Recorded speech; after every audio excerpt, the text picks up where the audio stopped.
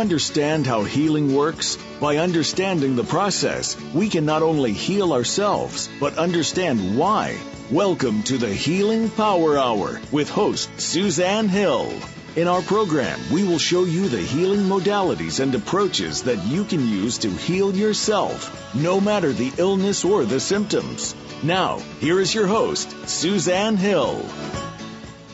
Hello, everybody. This is Suzanne Hill, and welcome back to the Healing Power Hour, which is broadcasting live from New York City today. Thank you so much for tuning in again and taking this opportunity to learn more about your body and how it heals, and also what healing protocols are out there that you might want to incorporate into your wellness regimen. So I'm happy to say that the response to last week's show was overwhelmingly positive. In general, people felt like they learned a lot, and I know that I pack a lot of information into the first segment of the show when I'm teaching, and I pack a lot of information into a short amount of time, but I'm highly confident that that is, in fact, what people want, to learn a lot. Ideally, you're going to walk away from each broadcast with plenty of usable and useful information, and hopefully as well you'll walk away with a small tidbit to ponder about the state of your being and how you operate in the world, because I do believe that's how we really grow, by getting to know ourselves better. And from my perspective of the world, growth is a good thing. By the way, what's super about having the show be on internet radio is that you can listen and re-listen to any part of it over again if you've missed anything or feel like you didn't understand something in the first listen through. So please feel free to do that, of course. And particularly all of you who might be in acupuncture school or medical school, hopefully there's a lot of you listening in, so that together we can all help change the face of medicine as we know it. Great. Well, the title of today's show is Colon Hydrotherapy, Not Just Kooky Medicine. And I called it that because I know that a lot of people out there do think it's kooky medicine. But we're going to have a terrific woman joining us at about 20 past the hour to talk about colon hydrotherapy and how it is an extremely functional and effective practice. Our guest is Cher Elyse Carden, and Cher's been treating patients with colon hydrotherapy for over 19 years, which means that she has a lot of experience, and she'll impart information to us all today that I'm hoping will take away any stigma that you might have regarding this practice and educate you on the many benefits. By the way, colon hydrotherapy is also referred to as a colonic. Now, in my practice, I recommend colonics to quite a number of my patients, but unless people have done it before, very often the response is one of apprehension. The first questions that pop into people's minds are, is it safe to do? Is it sanitary? Or will I contract some strange illness from even having a colonic? So Cher will come on later to answer these and many other questions for you. Remember that you can always email me at turtlebayacupuncture@gmail.com, or you can also call in to 866-472-5791 if you have any questions that you want answered during the show. Again, that's 866-472-5791 if you want to call in and ask any questions. I know last week we had a few callers, and I apologize to you that we couldn't get you through. We had some glitches, but this week we have the technical stuff all worked out. So everything should flow smoothly. Okay, so now on to the colon. The reason I wanted to put together a show on the colon or the large intestine is because in order to have a healthy body, you absolutely need to have a healthy large intestine. And this is true without exception. The top diseases that people die from in this country are diseases of the heart, which include heart attacks, high cholesterol, and high blood pressure. But amazingly enough, these diseases are intimately related to the health of your large intestine. It's not only about your circulatory system. So the colon is incredibly important to a healthy life. And just to give you an interesting acupuncture case study, I once had a patient, let's call him Joe, and Joe was in his early 50s, and he came to me for treatment for hip pain.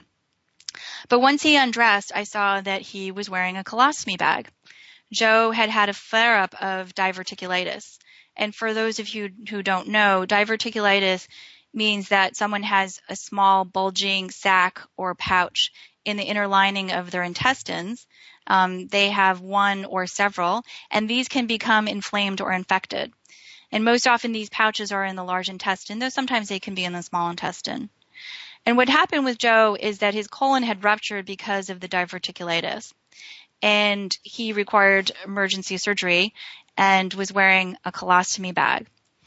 A colostomy bag is a small bag that they attach to your colon to collect the waste until you have surgery to repair and reattach your colon. And the doctors wanted to remove his colon because in addition to having diverticulitis, Joe also had colitis, which is inflammation of the intestinal lining of the colon. So he was in a great deal of discomfort. Joe's father had died in his 50s from colon cancer, so the doctors thought that to be on the safe side, well, they should do preventative surgery and eliminate the colon altogether. Made sense to them, right? Joe's colon was already inflamed, he was in discomfort, he was often passing blood in his stools. So as I was treating Joe for his hip pain, he was telling me all about this, and he asked me what I thought he should do. Should he have his colon removed or not? Well, I told Joe that professionally, I am not allowed to give him advice on that regard. But in my personal opinion, I would do anything to not have my colon removed. The large intestine holds your waste while you're going about your day. So if you don't have a large intestine, you're going to end up going to the bathroom quite a bit. And this patient, Joe, he was very fit and active. Even though he was in his early 50s, he would go mountain climbing, he would go horseback riding all over the world. And my biggest concern was that he wasn't going to be able to do that to the same degree after the surgery. Now, this was many years ago, and at that time, I was doing my own research on how acupuncture treatments given closer together to each other were much more effective in clearing the blockages of energy than if you waited too long between treatments. And I was explaining to Joe all about my research and my studies, and he was quite interested. So what he ultimately decided to do was to ask the surgeon to reconnect his colon and not do any colon removal. And by the way, the surgeon was very unhappy with that decision. Screamed at him, yelled at him, said he was a fool, he was playing with fire given his father's history of colon cancer. But he ultimately conceded and said, okay, I will try, but I can't make any promises because if there's too much inflammation, I'm just not going to be able to physically reattach it. And he said fine. He was willing to see what would come in the surgery. But what Joe also decided to do was to come frequently for acupuncture treatment. In fact, he came twice a week for the first week. He then came 3 times a week for the next 2 weeks. And then he came 5 times a week, every day that I was working, for the final 2 weeks.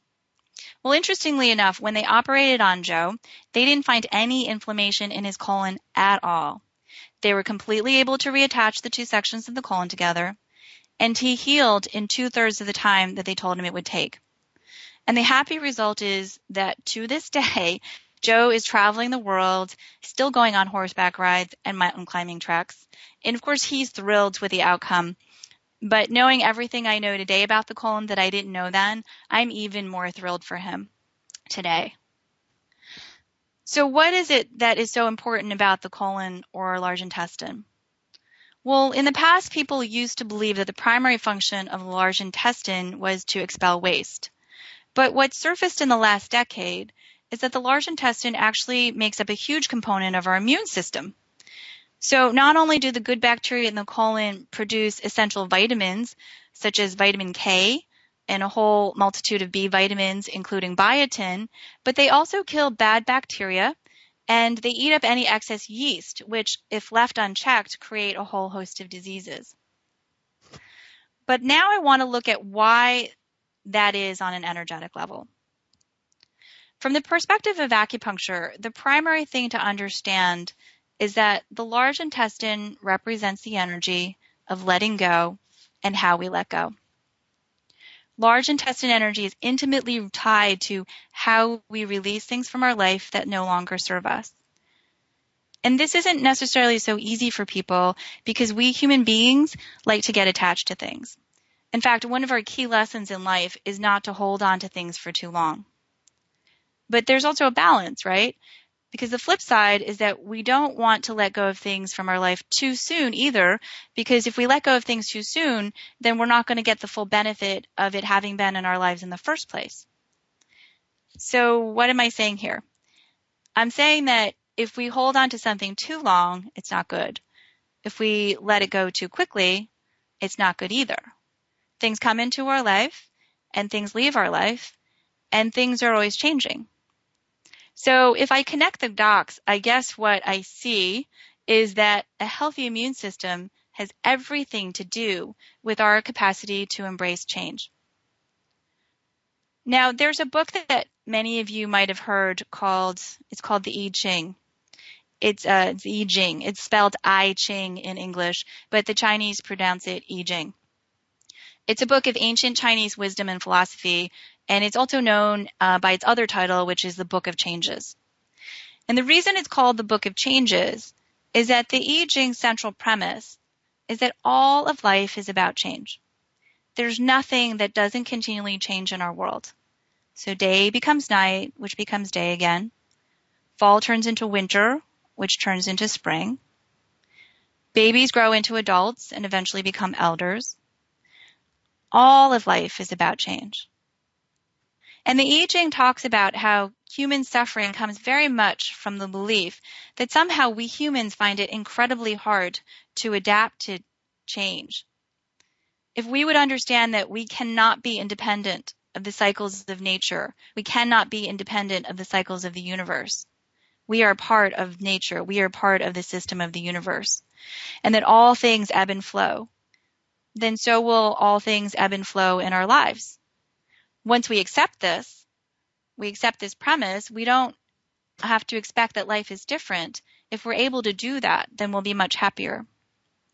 So I find it quite interesting that a significant cornerstone of our health, from my perspective, comes down to our ability to embrace change in one's life.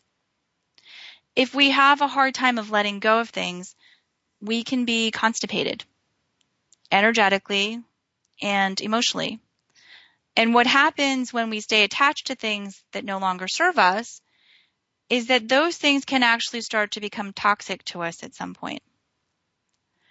For example, most of us know people, maybe it's even ourselves, everyone knows someone who stayed in a relationship long past the due date. For whatever reason or reasons, we were attached to a particular relationship that we knew was over, but somehow we couldn't end it. Maybe it was guilt, maybe we didn't want to hurt somebody, maybe there were children involved. But whatever the reason, the not letting go usually creates negativity for everyone involved. Now, the parallel to physical constipation is clear, right? That's why so many people get constipated if they travel or if they move. The change is hard for them to process. They hold on to the notion that if things didn't change, I would feel safe and then I could go to the bathroom. I mean, that's not consciously what they're thinking, but that is, in fact, what they're holding in their energetic body, which makes them constipated. And we all know that the longer we hold on to the waste in our large intestine, we start to leach toxins out from the colon back into the body, which isn't good. And we also block the liver's ability to do its function, also not good. But before I go back I'm going to move on to some practical things that you can do to help your colon. I did want to tie our conversation back to the heart, which I brought up initially, and how a healthy colon helps make a healthy heart. Well, another function of the large intestine is that it eliminates excess cholesterol from fatty foods during the digestive process. I'll repeat that. A function of the large intestine is that it eliminates excess cholesterol from fatty foods during the digestive process. So if your colon is functioning properly, then it can serve its function of eliminating excess cholesterol. But if your colon is not functioning properly, then cholesterol accumulation increases, and that increases your risk of heart disease. So what's the bottom line? Make sure that getting your colon into top health is a prime priority for you.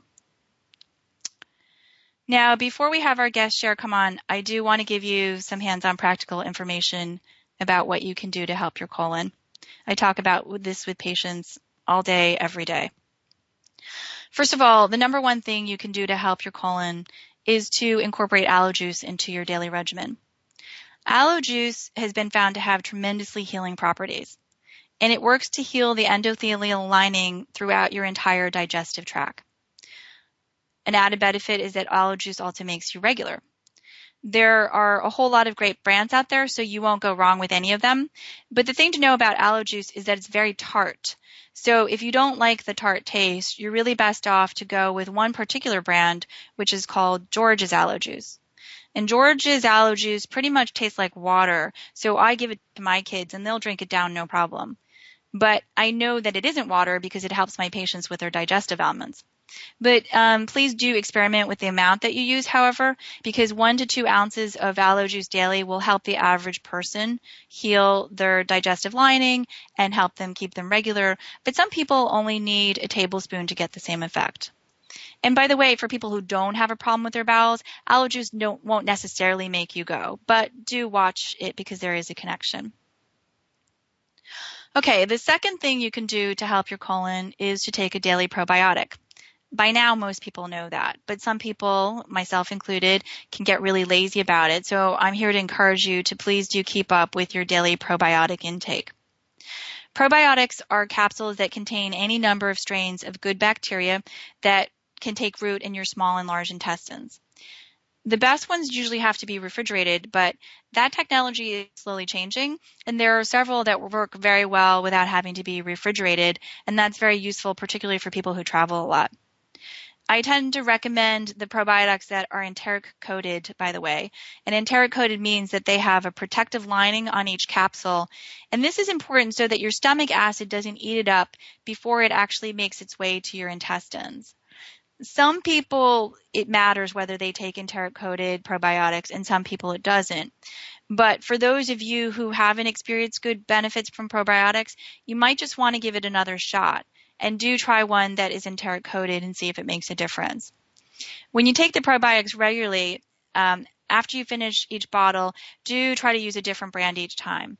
For some reason, sometimes a probiotic can become less effective if you take the same one continually, so do try to rotate. Okay, the third thing I wanted to talk about is magnesium. Magnesium has the function of drawing water into the large intestine, which will help you move your bowels if you're constipated. I read a study last year that showed that almost 70% of Americans were thought to be deficient in magnesium. The best form to take is generally magnesium citrate, as this form of magnesium is the one that's most easily absorbed into the body. So if you've ever tried magnesium for constipation and you say, oh, that didn't work for me, it's most likely that you tried magnesium oxide, which has a much lower rate of absorption. And on a side note, magnesium is really effective in helping treat depression. So a lot of times people will find that their mood is much better when they take magnesium regularly. And also, it's good for muscle spasms. So if you have sciatica or if you have a pulled muscle or backache, you can also pop a magnesium pill to help alleviate your suffering. Generally, your daily dose of magnesium, you want it to be 500 to 600 milligrams. But when taking it for constipation, you can take up to 1,500 milligrams. Okay? And then the last thing I wanted to suggest to you is that at some point you try to do an herbal colon cleanse. There are many great herbal colon cleanses out there which last anywhere from 10 days to 3 months, but experiment with them and see what you like. The colon cleanse I often recommend the most is called Colonics by Dr. Natura. That's Natura, natural without the L. And you can get it off of Amazon. And I like it because it also includes a parasite cleanse with it. And a lot of people have parasites without knowing it, so the two together work really well. And basically, you just take herbal capsules and a powder once a day in the morning. Make sure you drink 8 glasses of water a day, which you should anyway, and take a tea at night. And it takes about a month to 2 months to start clearing your large intestine.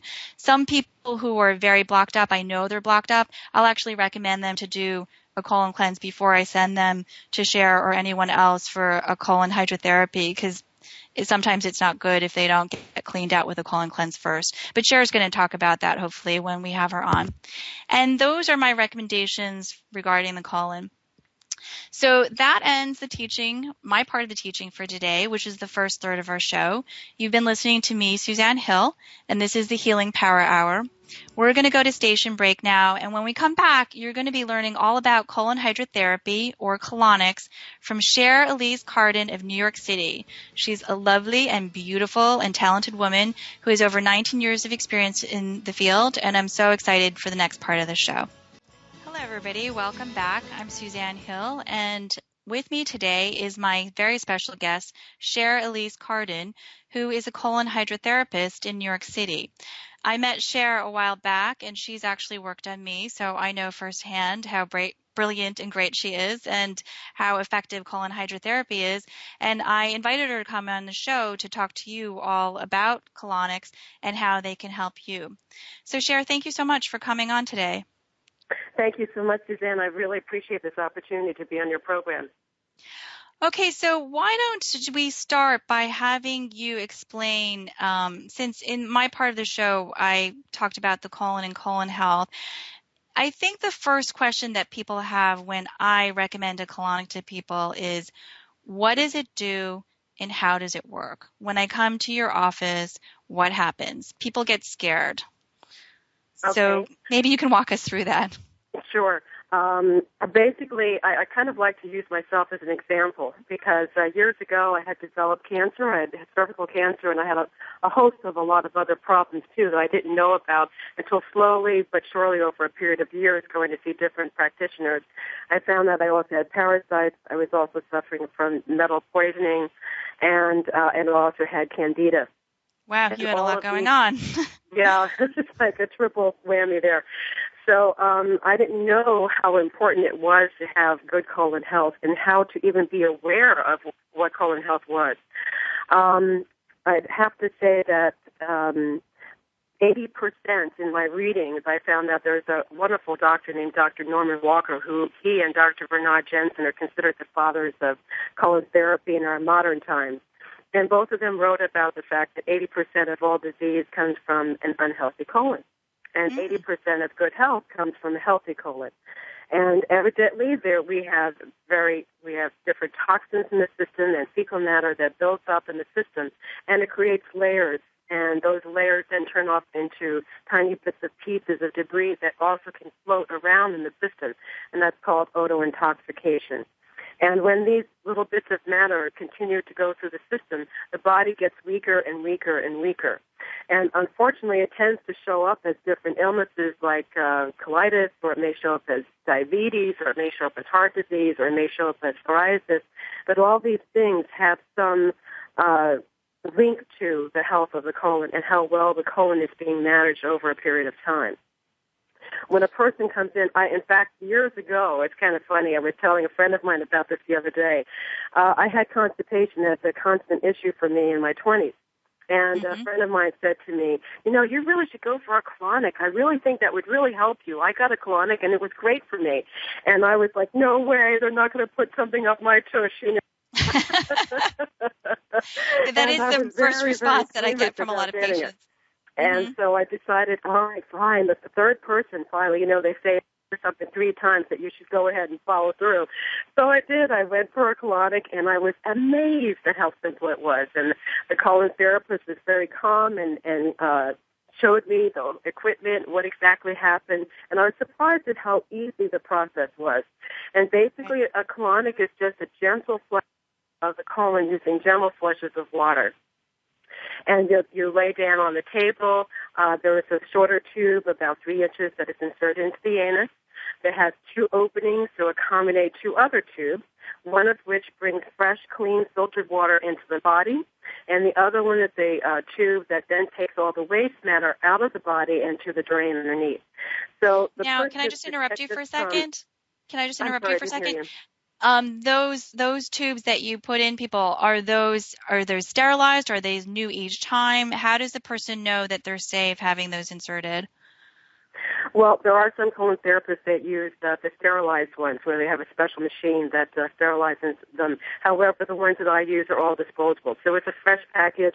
It's wrapped up in plastic and individual packages, and they're cut open at the time of the colonic, which can be shown to the client at the time of the colonic to assure that they're getting a fresh and unused, we call them speculums. The speculum is the actual tube that's inserted into the anus. And there are disposable tubes that are attached to that speculum. So then the patient doesn't have to worry at all that they're going to contract something from anyone else? No. Okay, good. Everything is disposable. Everything that's going into the body is all disposable. Okay, so then what happens next? Okay, so what happens next is I do a little massage on the feet, and you were talking before about different pressure points that relate to the colon, so I do a little bit of pressure point work on their feet to help to stimulate the peristaltic action. Peristaltic meaning the muscular activity that the colon provides to get waste. It's like a massage the colon does to get waste out of the body. And I also massage the person's lower back and hip area, again, to help them to relax those muscles. And then I have the person roll over onto their back, and I massage their stomach during the course of the colonic. And during that time, there are gentle flushes of water that are being brought into the body, and then it goes right back out the other tube. So it's sort of like a stream. And if you have a tube, and there's, let's say you have a tube and there's debris stuck to the inside of the tube. The colon is like that. What will be removed is what is loose enough to be moved.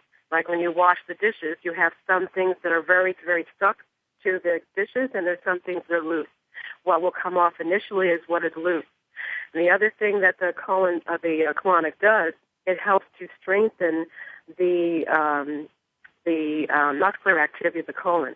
So it's sort of I didn't like realize going that. to the gym. Mm-hmm. Yes, I'm sorry. It's sort of like going to the gym. Whenever you go to the gym, you're strengthening your muscles. Whenever you get a colonic, you're strengthening the colon muscle so that it operates better on its own. So the initial colonic that a person gets is going to take the top layer of whatever's stuck to the side of the colon off. Yes, and how often first of all, how long does a colonic last? How long is the session itself? And then how often do you recommend that people come? Well, a colonic is typically between 35 to 45 minutes. The amount of times that a person comes is really dependent on a decision that's made between myself and the client, depending on their colon health history, what they're looking for, if they're fasting, if they're doing a special detox diet. In general, I would suggest definitely one every season change as a general maintenance. But some people, when they come in, may need to do a small series. And the series may be once a week for 3 to 8 weeks, or ideally 3 within the first 10 days is the ideal setting. But not everybody has time in the schedule to do that.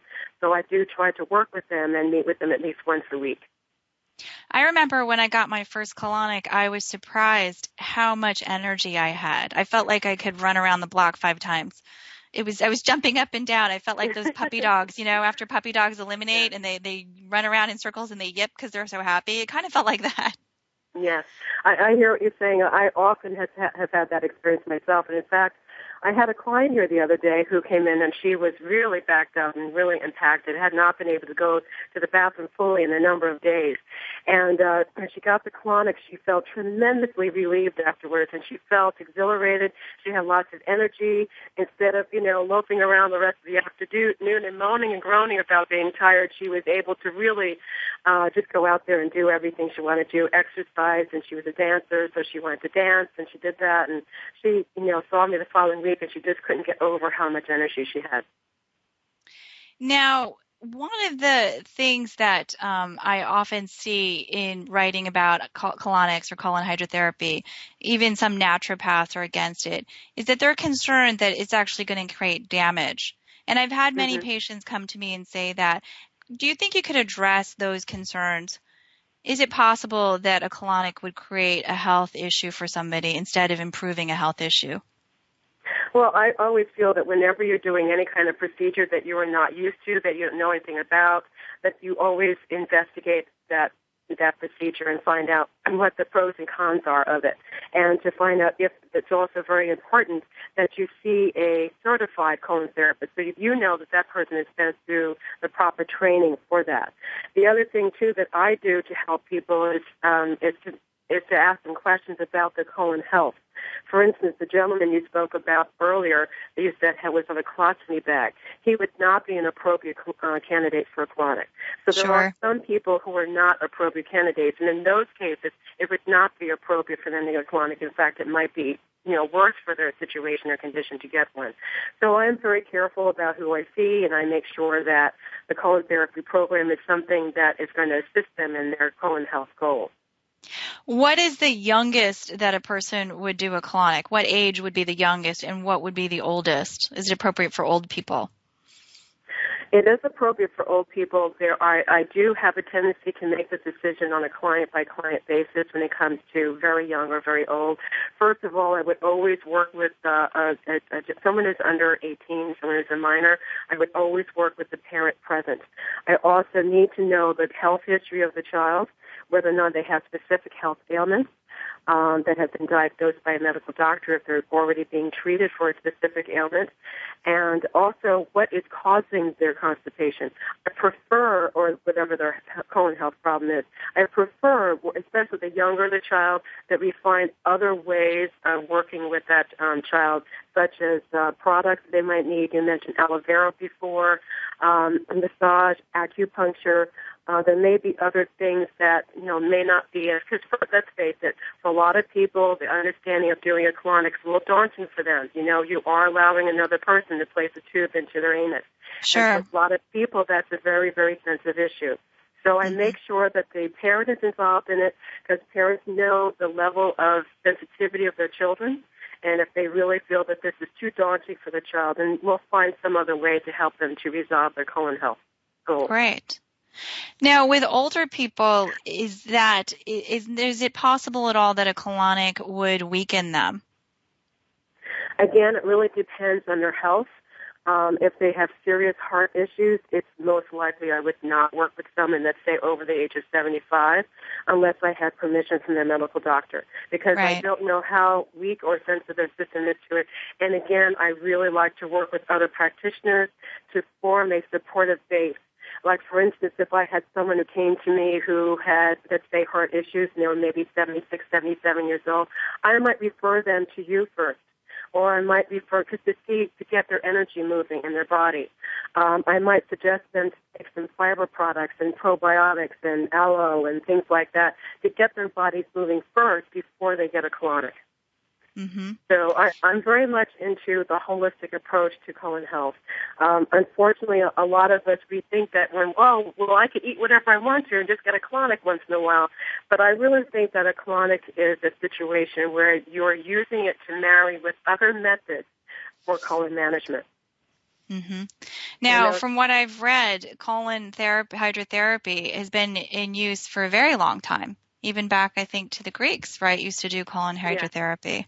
Yes, I was doing a little reading on this and saw that it goes back, the earliest time is 1600 BC. And wow. So it's been used for many, many, many years in many different ways. It has become, it's now a resurgence of popularity now in the United States. It was also popular in the 30s and 40s. But I think it was more kind of considered a little bit eccentric to do colonics. So it was something that was kind of a trendy thing. But there were a number of doctors who really believed in colon therapy as a form of prevention of illness, as well as to help a person to heal from illness. Do you feel like the Western medical community is starting to embrace this practice at all? Well, believe in your it or not, experience, I've had some medical doctors come to me for colonics. And as a patient, that's good. Some of them are beginning to embrace it. I also teach live food classes. I teach people how to make foods without cooking them. And, the most nutritious foods you can have are foods that are not cooked. And I've had doctors come to me with that, too, and they told me secretly, well, I'm a cardiologist, and I am teaching people how to do this, and I'm going to send people to you to learn how to cook healthy food. But it's sort of on the hush-hush, because in the medical community, they don't always want to admit that diet has that much of an effect on wellness, and as well as intervention of illnesses once they're already diagnosed. That's so curious, there are right? some doctors who are not comfortable with colon therapy, and there are some who are. So there is definitely a change. We're starting to, to be honest with you, Suzanne, one of the reasons why the changes are happening is because a lot of medical doctors are becoming ill themselves, and they are looking for alternatives themselves. Yep, that's why they show up on my doorstep, too. Yeah.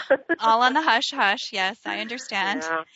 Now, one of the criticisms that you often see about colon hydrotherapy is that it will the concern is that it's going to flush out all of the good bacteria that people have spent a long time cultivating. My question for you is, I don't know, how different is colon hydrotherapy in removing good and bad bacteria the same as an antibiotic? Doesn't an antibiotic effectively do the same thing? Well, yes, and so does our modern lifestyle. Almost every aspect of our modern lifestyle kills off good bacteria in the body. So we do, just in our daily activities and our daily lifestyle, most of us do at least one thing a day that somehow kills off good bacteria in the body. Can you list those things for us so we know what not to do? Drinking alcohol. Alcohol can kill good bacteria in the body. Caffeine products have been also known to, especially coffee, tends to kill good bacteria in the body. Eating bad food combinations, like combining fruit with vegetables or starches with proteins, they tend to cause fermentation and acid buildup in the system. Also, if you're under a lot of stress, again, that creates acid in the system, and acid just burns up the bacteria in the body. Those are the ones that come to my mind immediately. The other thing, too, is that when you clean out the colon, I wanted to say also, first of all, is that the body should have 85% good bacteria to 15% bad bacteria in the body. But for most of us, it's the opposite. We have 85 bad to 15% good. So one of the ways in which to restore that is to clean out the colon with colonics. Because once you get rid of the fermented and putrefied material that's been sitting in the colon, killing off the good bacteria on a daily basis, once you remove that, then you're restoring the colon back to its original condition so that the colon can begin to build up its own good bacteria in the body. When we take probiotics, we're assisting our body in doing that because, unfortunately, we live in a modern society with modern lifestyles, and we often get involved in activities or eating processes that kill off the good bacteria. So we have to find a way to bring it back in. Now, other than taking a probiotic to help restore the good bacteria, what else can we do? Well, there are a number of things on the market. I understand that I haven't taken it myself, but there is a product with coconut that is made. It's a fermented product that helps to bring good bacteria in the body. You can also make your own sauerkraut that will help that fermented material will help to bring, and I don't mean the cooked sauerkraut that you find in the stores. Mm-hmm. I mean the kind that you buy a cabbage, you break it down in a processor, you juice part of it, and you put it in an airtight container and put it away for 5 to 7 days so that it begins to ferment, to break down, and create a product that's filled with natural probiotics in it. And you can eat that. And you can eat that. That takes time. It takes time. A lot of people don't have time to do that. Time to make that, right. That's an excellent way of getting into your body. Also, Rejuvelac, which is a product that Anne Wigmore has introduced to the live food community many, many years ago. And, yes, I've heard of Rejuvelac. I'm sorry to do this, but we have to go to break. I want to pick up where we left off, but we're going to take a quick break, and when we come back, I want to pick up on the Rejuvelac and Anne Wigmore again, okay? Thank you so much. We're with Cher Carden, colon hydrotherapist. Welcome back. You're listening to the Healing Power Hour. My name's Suzanne Hill, and we've got Cher Elyse Carden, a colon hydrotherapist in New York City, on with me. For those of you who were with me before break, I'm sorry. I'm learning. I promise I'm going to learn better how to go to break. Anyway, right before break, we were talking about things that you can take to build up the good bacteria in your small and your large intestines. And Cher had mentioned sort of making your own sauerkraut, I guess you would call it. Is that what you call it? Yes, you can make your own sauerkraut using cabbage you can ferment it over a period of time in your home. That's one of the things I would teach in my live food class. If you come to me for a private session or a group session, then you would learn. That's one of the things you would learn how to do. The other thing is making Rejuvelac, and that's a wheat. It's a liquid that's made from wheat berries, and it's again a fermented product that over a period of time ferments in water. And you can use that because then it produces its own probiotics. Wow. I've never had it. I've heard of it. I've never tried it. Now, one of the things I wanted to, and by the way, I read somewhere last year that 1 cup of fermented sauerkraut is equal to a whole bottle of probiotics. Do you think that's roughly true in your estimation? It is. I don't know how you can really specifically, scientifically find that out, but I'd say that in my own experience of using sauerkraut and watching other people do that, it's very helpful. But I do find, though, with Rejuvilac and using sauerkraut and things like that, it is important that you're following the other parts of colon management. We have to be careful of those lifestyle choices that kind of put us into trouble to begin with, like eating too much sugar and caffeine products, alcohol, things like that. Right, you can't just go out and do all that and think you're going to have a cup of sauerkraut at the end of the day. The average person who has a very full, modern lifestyle may find that having those foods makes them feel too gassy in the beginning. That's something I tend to encourage people to do after they've already started to do a cleansing product, and that program, I should say, with colonics, changing the foods that they eat and things like that. Okay, so then you can guide them when to add that in so it's the most beneficial for them and least painful. Yeah. Listen, I wanted to ask you, I understand you mentioned that you had cancer many years ago and healed yourself naturally. Can you tell us a little bit about your history? Because maybe that could help some people in their healing process. Sure. As I said before, I didn't realize how much what you ate affected your health and well-being. I also did not realize how much my own attitude towards myself, my attitude towards life, and my thoughts about myself, how that affected my health. In general, I was always considered to be a pretty happy-go-lucky person. I was an actress. I was a singer, so people always saw me in an upbeat mood. But even I myself did not realize how that was masking my true feelings about myself and about life itself. When I found that I had cancer the second time, I had cancer at 24 and also at 32. And both times I healed myself with colonics, something called vibrational therapy, which is an alternative method to healing. It's a way of vibrating your cells back to their original integrity. And also diet. Now, the first time I became macrobiotic, which is a vegetarian style of eating. It comes from Asia.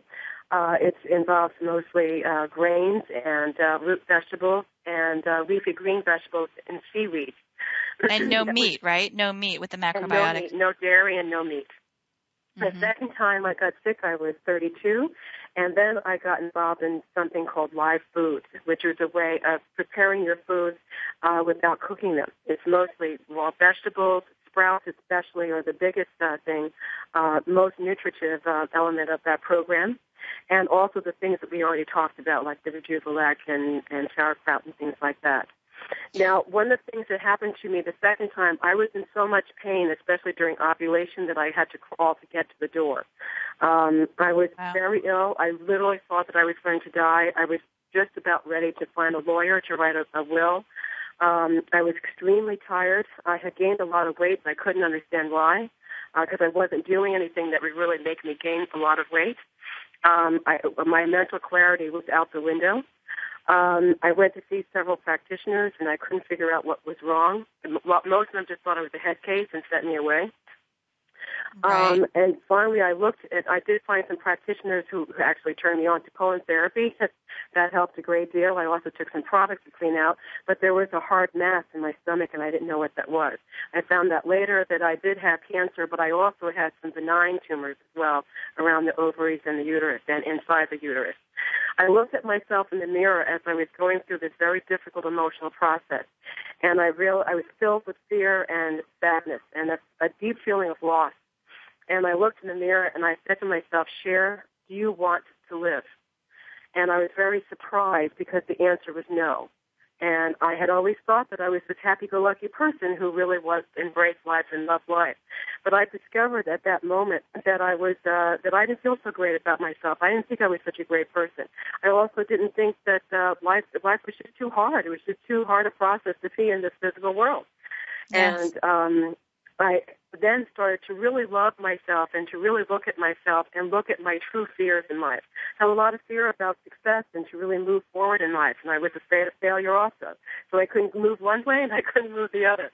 And so can I just interrupt you for a second? What was the you said you didn't want to live. You were surprised at that answer. What was the turning point for you that made you say, okay, let's stay. Let's stay on the planet? Well, I think I just got to the point where I realized, but you're here. And this is an opportunity to try to find happiness. And you can't find happiness if you let go of life. Right. And so, and I also looked, I would walk down the street and I would feel so alone in my experience, but I would see other people happy. And I thought to myself, well, what are you doing? What are you not doing in your life that normally makes you happy. And to be honest with you, the 2 times I had cancer were the times when I had decided not to pursue an acting career. Oh. And yeah, so I knew that I was not honoring my creative self.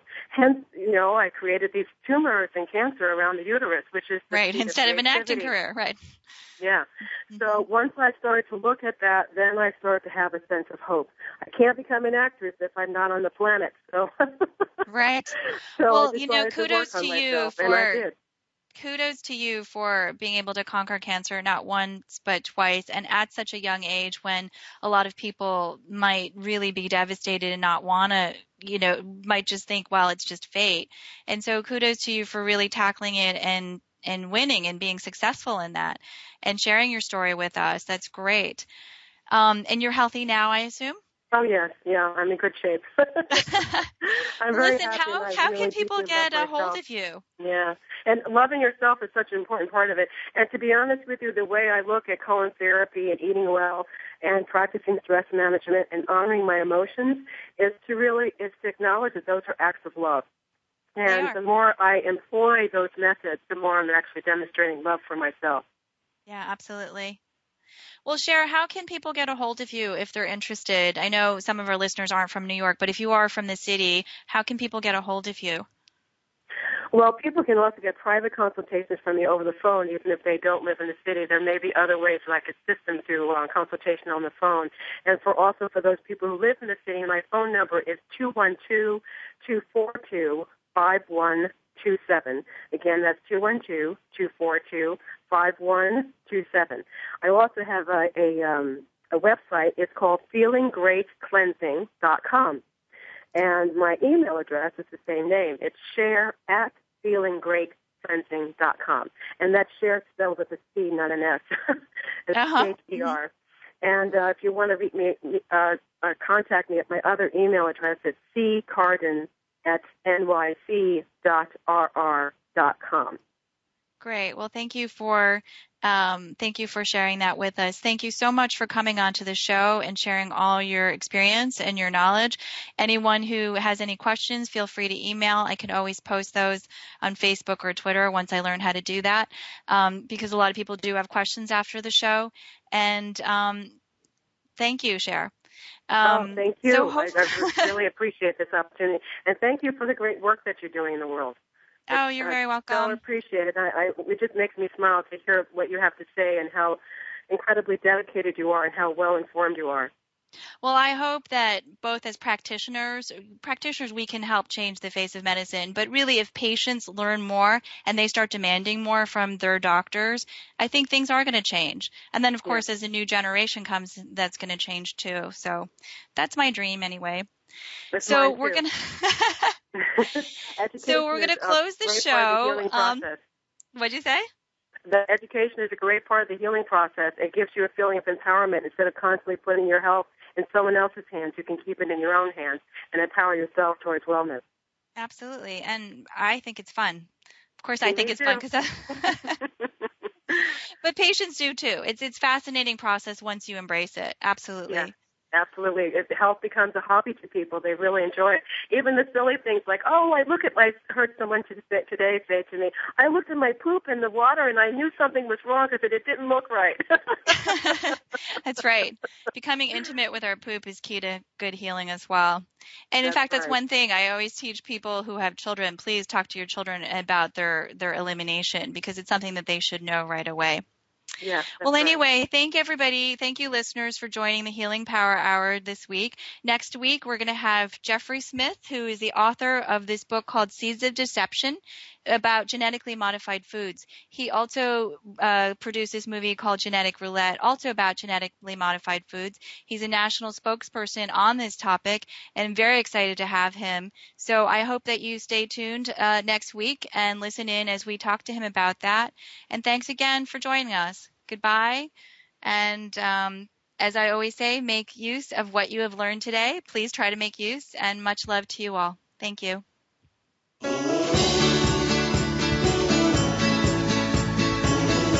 Thank you so much for joining us this week. Please join Suzanne Hill for another edition of the Healing Power Hour next Wednesday at 11 a.m. in the West, 2 p.m. in the East on the Voice America Health and Wellness Channel. Have a healthy week.